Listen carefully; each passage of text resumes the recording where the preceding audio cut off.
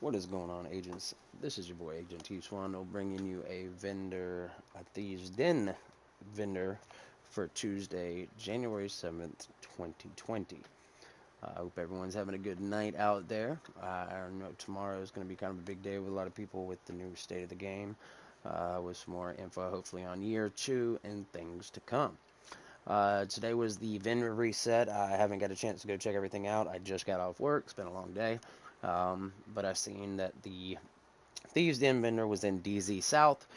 Targeted loot tonight is Douglas and Hardy. So it's pretty good targeted loot. I like Douglas and Hardy. Good crit builds, PvP builds out of it and whatnot. But anyway, let's check out what we got. We are here in DZ South, and this is your Thieves Den vendor. Make sure I got base damage turned on. I think I should. Yes, base damage is on. Okay. Let's see what we got, guys. Alright, first we got the swap chain. This is the named MP7.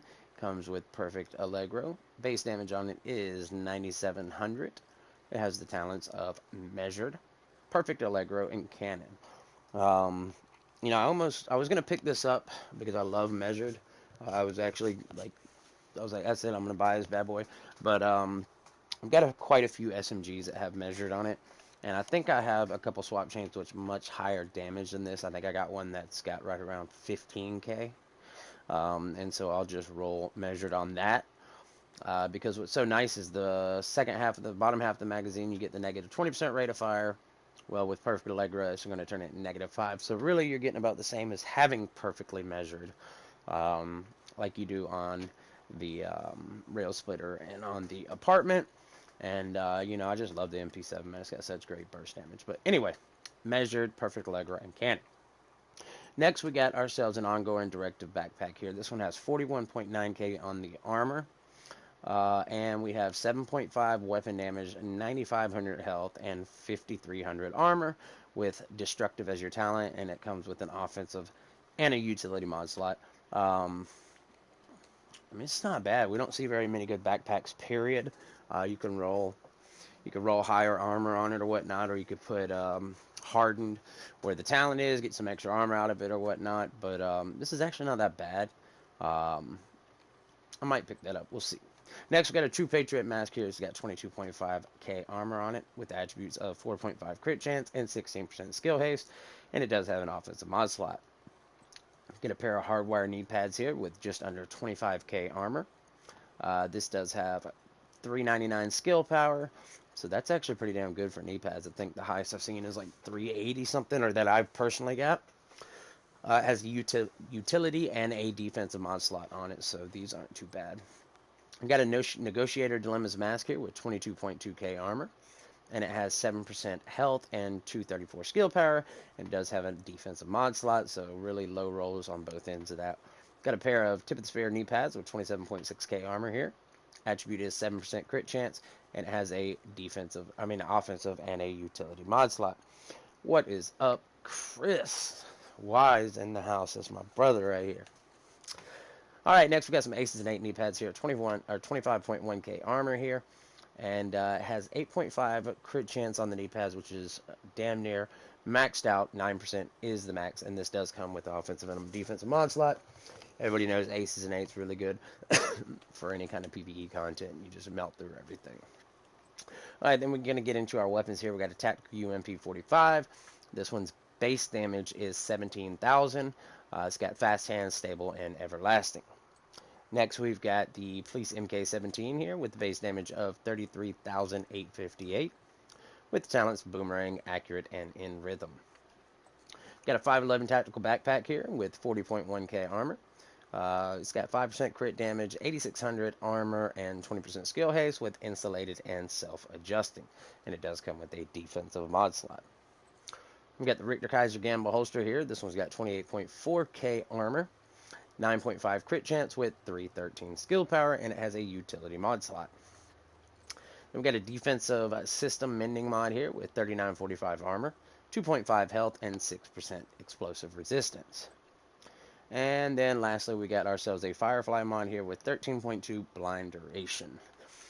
So, you know, not the best. I would say the two best buys here would definitely be the ongoing directive backpack right here. Um, that's not bad at all. Especially, you know, with that 25% bleed damage. Everybody likes to run them bleed hives in the dark zone. And then secondly, would have to be the hardwire knee pads here with just under 400 skill power and a utility and defensive mod slot. So these are the two best buys. Swap chain, yes, it is nice. Measured is a great talent. Perfect Allegro cancels it out, but I do think this is kind of low on the damage end. Like I said, I have one that's right around 15k, so I'll probably just put measured on it and see how it goes. And I think I got one that's got protected reload too, so that's going to be nice for as much you got to reload with this weapon, being that it does not have a magazine slot. Guys, I appreciate y'all swinging by, as always. Trying to get back in the groove of streaming and putting content out. I got some build videos coming out this week for one of my favorite guns in the game, and in my opinion, the strongest PvE gun, which is the Pyromaniac right here. This gun is a freaking monster. This is like my favorite gun in the game by far. Trying to put a PvP build together for it. Got a few ideas, but for PvE, it's definitely nasty. I've got a PvE build that I go through everything and just melt everything. Heroic, it doesn't matter. And I don't use a revive hive. It's just a nasty build. So I'm working on some new PvP builds. People say PvP in this game is dead. It is not dead. It is just a lot harder than Division 1. But it is a lot of fun. I enjoy the game. I'm a Division junkie. What can I say? I still jump on Division 1. I do. I still get on about once or twice a week. The dark zones are lit. We, as a clan, are doing raid carries. Right now, it's a slow night. It's a Tuesday, so we only got about 6 people on. Clan is full. We are at 50. But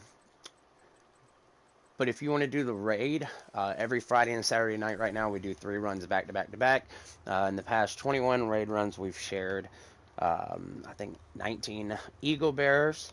And so we have a really good drop rate. And the way that it works is when you get done with the raid, you go open the box. If you do not get the Eagle Bearer, if that's what you're trying to do, raid carry, whatever it is, if you don't get the Eagle Bearer, then one at a time we'll go up and open the box because we have the keys to do it.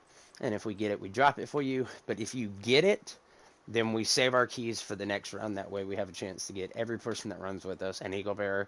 That's our goal. It's always our goal to not only get the raid completion, but then to get you the most coveted gun in the game, which is still a very good gun. It's not as good as it was when it first came out.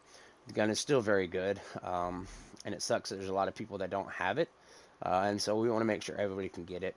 Our goal from day one has always been, if you bought this game, you should have access to everything in it, and to have a raid locked behind, an 8-player raid locked behind something that has no matchmaking is ridiculous. Yes, the raid is almost impossible to do when you randomly matchmake with people, and I understand that, but here we are, we're 7 months after the raid has come out, 6 months, whatever.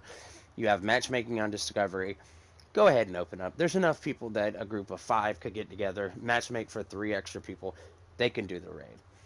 But just in case you can't, if you're on PS4, shoot me a friend request, TSwandol. Reach out to me on Twitter, @TSwandol. Leave a comment on here, whatever you got to do. We do raid runs every Friday and Saturday, 3 back to back to back. We're going to help you get the raid done, hopefully get you the Eagle Bearer. And if you just need help, if you don't really want to be carried, you just need help to learn how to beat a certain part, Razorback. We can show you the Buddy and Lucy in 3-second method, where we kill them to literally in 3 seconds, to where you could take it back to your clan.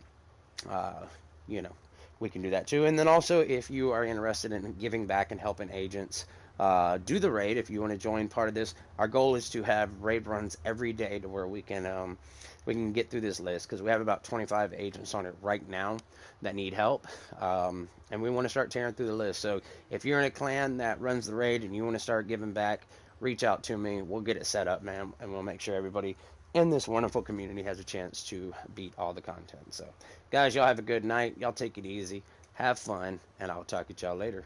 Peace.